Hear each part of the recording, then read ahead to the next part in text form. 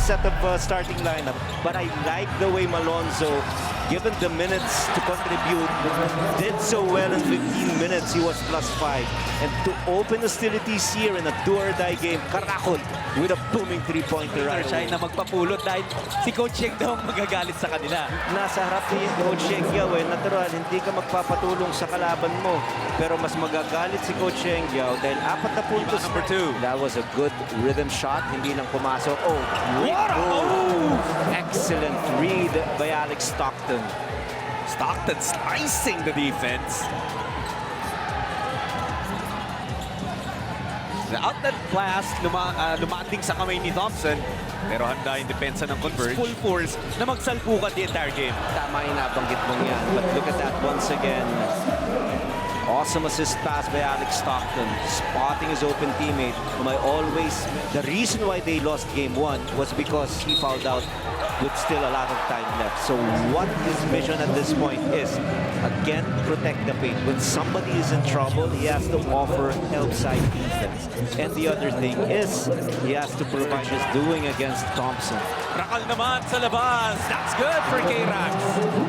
And you can just feel it. A huge sigh of relief for Kevin Rakal because he failed to score in the previous game. Sabi nga kanina ni Ella sa kwento niya, ayaw pang umuwi at yan mismo pinapakita niya. Every single time, meaning they're gonna look for Thompson, especially if he is close to the basket. Asistio gets rain or shine the lead.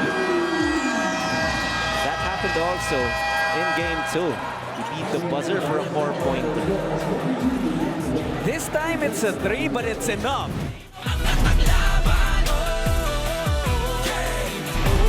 Yengyaw yan eh. Ang dami nang nakitang talent ni Coach Yeng, di ba? At kaya alam niya kung paano bupupunan ng team at yung mga piyesa na kailangan kunin. Tulad nito ni Keith Dato, a big man who has a shot from deep.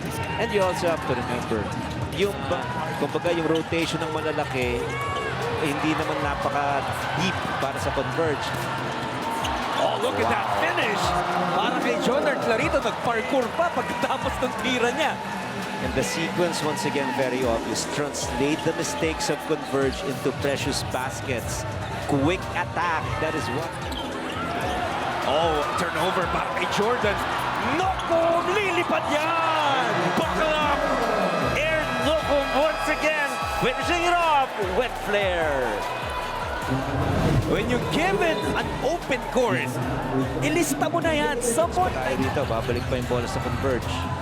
A crossover for Caraco to finish off the glass. Oh, intelligent attack. Why? Because now they just made a basket with 36 seconds remaining. That means 2-4-1. They will still get possession to end the second quarter.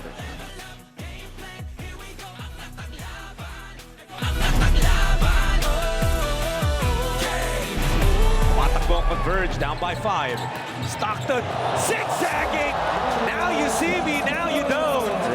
Remarkable move once again. Sensational every time he has the running start. Napakahirap talaga. His ability to go east-west, forward, back, and decelerate at the right time. Pero inaasahan ni Stockton, meron siyang health D doon sa baseline. Aatakihin siya eh. 3 na fouls. It's open season dun sa fast break attack ng Elasto Painters. At yun na nga, yung sinasabi natin, Diallo, dikit ka lang, lumapit ka lang sa ring. That is where you're Tied at 62. Winston leaving it for Baltazar. Finishes through the foul. Not just a dose of their own medicine. Ang sinasabi ng Converge. Habang etong si CD nursing 5 fouls. Samantala, Nopo, sabi ni Coach Yeng, kung gusto niya mag-MVP, kailangan matuto tumira sa labas. One thing certain about this guy, he is fearless. Game for Andrade. Belga. Will it be back-to-back? Yes, it will! This guy is just so determined. He likes to take his team to the next level. And is not just doing it defensively. He is adding basket. Can be a reliable attacker for them. Remember the name! Adrian Docomo. Napapanood natin ang isang batang manlalaro. Thompson. To Santillan. Santi gets that. Uy! Itatawag na shot clock violation. Pero automatic review yan. Ay, may isa pa bang challenge? Bumalik. Successful yung kanina. Correct. Akala ng lahat. Pero All eyes nandito sa... Kailangan may bantay siya eh. At yung mga ganitong pagkakataon, if you miss free throws, Wow! it is pretty much like turning the ball over. Now there's still a window wide open para rito sa Converge to launch a massive... kanina successful ang Fiber Xers in getting stops. Naku!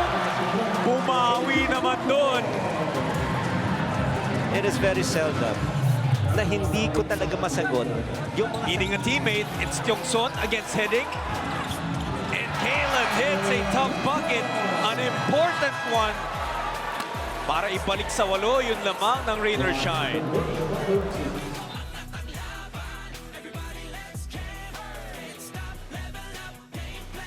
Laro mo to, tuloy sa kampeonato. Sama-sama tayo, manlalaro, tapisyonado.